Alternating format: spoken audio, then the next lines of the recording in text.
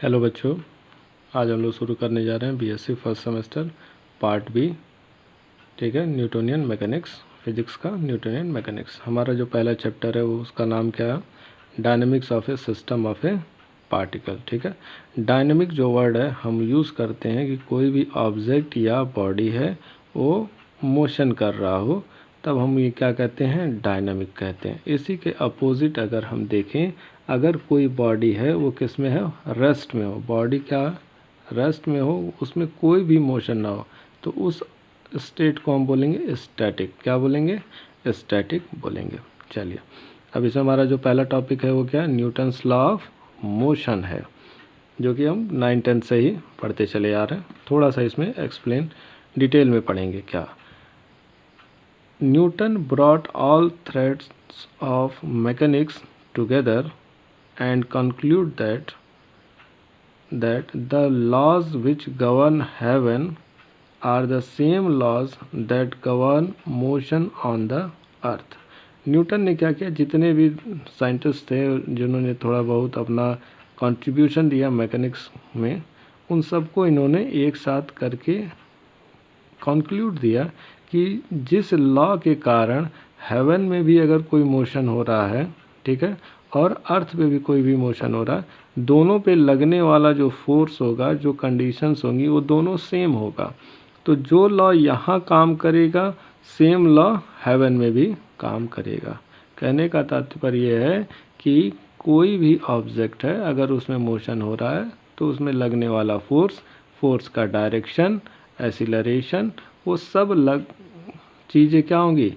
Same होंगी। ठीक है, वो इर्रिस्पेक्टिव किसी भी जगह हो, लोकेशन कोई भी हो। सर आइजैक न्यूटन क्या कहते हैं?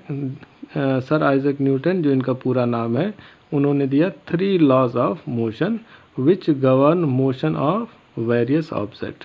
3 लॉ ऑफ मोशन है सर आइजैक न्यूटन ने दिया, और वही तीनों लॉ गवर्न करते हैं किसी भी ऑब्जेक्ट का मोशन। किसी भी ऑब्जेक्ट का अगर मोशन हो रहा है तो ये 3 लॉ में ही उसको कंक्लूड कर दिया जाएगा। पहला लॉ क्या है? फर्स्ट लॉ क्या है? फर्स्ट लॉ ऑफ मोशन, जिसका दूसरा नाम क्या है? लॉ ऑफ इनर्शिया भी कहते हैं। तो Galileo's law of motion was adopted as the first law of motion by Newton. तो हम इससे ये कह सकते हैं कि न्यूटन ने फर्स्ट लॉ को डिस्कवर नहीं किया। ठीक है, वो किसने किया था? गैलीलियो ने किया। गैलीलियो का जो लॉ ऑफ मोशन था, उसी को न्यूटन ने क्या मान लिया? First law of motion. ठीक है, जिसको हम कहते हैं इनर्शिया, लॉ ऑफ इनर्शिया। अब ये क्या कहता है फर्स्ट लॉ ऑफ मोशन? अगर कोई body continue to remain in its state of rest or of uniform motion along a straight line as long as no external force act on it, इसके कहने का मतलब ये है कि अगर हमारे पास कोई ऑब्जेक्ट है, ठीक है, कोई ऑब्जेक्ट है, अगर ये रेस्ट में है तो ये रेस्ट में ही रहना चाहेगा, और अगर इसमें मोशन हो रहा है तो मोशन में ही रहेगा जब तक no external force act on it. अगर ये रेस्ट में है तो जब तक हम बाहर से कोई फोर्स नहीं लगाएंगे तब तक इसका स्टेट चेंज नहीं होगा। ठीक, और इसका दूसरा है और यूनिफॉर्म मोशन। अगर ये यूनिफॉर्म मोशन कर रहा है तो इसको रोकने के लिए हमको बाहर से कोई एक फोर्स लगाना पड़ेगा, तभी ये क्या होगा? रुकेगा, या इसका डायरेक्शन चेंज होगा। ठीक, या तो ये रेस्ट में है तो हमेशा रेस्ट में रहेगा, ये अगर मोशन कर रहा है तो हमेशा मोशन करेगा। ठीक है, और कब तक करेगा? जब तक कि कोई बाहर से हम फोर्स ना लगाए। अगला हमारा टॉपिक क्या है? इनर्शिया। इनर्शिया को अगर हम देखते हैं तो इनर्शिया क्या होता है? Inertia is the property of any body. किसी भी बॉडी की ये प्रॉपर्टी है to oppose the change in its state of rest और of uniform motion is term as inertia. दोनों मिलता जुलता ही है, ज़्यादा का अंतर नहीं है। ये कह रहा है कि ये बॉडी की एक प्रॉपर्टी, अगर ये बॉडी है तो एक इसकी प्रॉपर्टी है कि अगर ये रेस्ट में है तो ये रेस्ट में ही रहना चाहेगा। अगर हम मोशन कराना चाहेंगे तो ये अपोज करेगा, क्योंकि इसका स्टेट क्या है, रेस्ट में है, तो ये ऑब्जेक्ट हमेशा रेस्ट में रहना चाहेगा।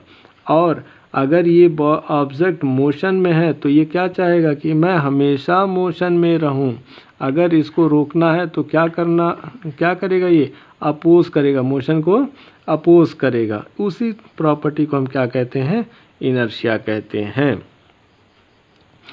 इनर्शिया के ही कारण अगर आप बाइक पे या ट्रेन में या बस में कभी भी अगर आप बैठते हैं तो हमारा पोजीशन क्या होता है, रेस्ट में होता है। अब जैसे ही ऑब्जेक्ट हमारा इंजन स्टार्ट होकर के आगे चलता है तो हम पीछे की तरफ थोड़ा सा जर्क फील करते हैं। क्यों करते हैं, क्योंकि हमारा बॉडी इनर्शिया के कारण, क्योंकि हमारा बॉडी रेस्ट में है, वो मोशन को अपोज करता है, इसलिए हमको जर्क फील होता है। उसी का आगे का, जब हम मोशन में आ जाते हैं, गाड़ी हमारी चलने लगती है, मोशन में रहते हैं, और जब हम ब्रेक लगाते हैं तो आप देखेंगे कि हम आगे की तरफ झुक जाते हैं। ऐसा इसलिए होता है क्योंकि आपका जो पहले रेस्ट में थे, रेस्ट में फिर उसके बाद मोशन में आए, तो आपका बॉडी जो है वो किस पोजीशन में रहना चाहेगा, मोशन में रहना चाहेगा। और आप उसको एक्सटर्नल फोर्स लगाकर क्या करते हैं, उसके स्टेट को चेंज करते हैं, इसलिए आप आगे की तरफ झुक जाते हैं। ठीक है, जंप या जर्क फील करते हैं, वो क्यों होता है, ड्यू टू इनर्शिया के कारण होता है। ठीक, अब ये लिखा है different bodies possess different inertia. अलग अलग बॉडी का अपना अलग अलग इनर्शिया है। जैसे ये रेस्ट में है तो ये हमेशा रेस्ट में रहना चाहेगा। अगर ये बॉडी मोशन कर रहा है तो हमेशा मोशन में करना चाहेगा। ठीक है, अगर ये यहाँ पड़ा हुआ है तो ये हमें ग्रेविटी इसको हमेशा नीचे की तरफ खींचती रहेगी। बहुत सारी चीज़ें हैं, अपना चलते रहते हैं। अगर इसको मैथमेटिकली देखें तो वेक्टर ए इक्वल टू 0, ये जो ए है ये एक्सीलरेशन है, त्वरण, जिसको हिंदी में हम त्वरण कहते हैं। ठीक, if acceleration equal to 0 if and only if force equal to 0। ठीक है, फोर्स इक्वल टू 0। ठीक है, if and only if force equal to 0। Acceleration 0 तब होगा, एक्सेलरेशन 0 तब होगा जब फोर्स हमारा क्या हो जाए, 0 हो जाए। फोर्स क्या हो जाए, 0 हो जाए। ठीक है, आप इसी का एग्जांपल ले लीजिए। अगर हमारे पास ये ऑब्जेक्ट है, ठीक है, तो इसका एक्सीलरेशन क्या, एक्सीलरेशन हमारा इसका 0 है, क्योंकि इस पे नेट फोर्स लगने वाला, अगर चारों तरफ से फोर्स जो हमारा है वो क्या है, नेट फोर्स इक्वल टू 0 है।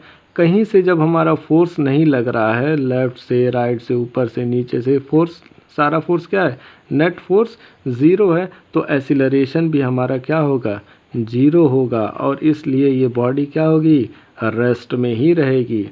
ठीक, अगर हम इसमें क्या फोर्स लगाएं, ठीक है, अप्लाइड फोर्स जो है वो काउंटर फोर्स से जब ज़्यादा हो जाएगा तब ये क्या करेगा, बॉडी मोशन में आ जाएगा। क्या हो जाएगा, मोशन में आ जाएगा। ठीक, तो हमारा स्टेट क्या हो जाएगा, चेंज हो जाएगा। ठीक, तो ये जो कंडीशन है ये तभी होगा कि अगर कोई बॉडी ऑब्जेक्ट रुका हुआ है तो उसमें जो फोर्स है वो क्या है, 0 है, तो एक्सीलरेशन भी क्या होगा, 0 है। और अगर आप यूनिफॉर्म मोशन भी कर रहे हैं, तब भी एक्सीलरेशन आपका क्या होगा, कांस्टेंट या 0 होगा, क्योंकि यूनिफॉर्म मोशन है तो उसमें आपका कोई चेंज नहीं होगा।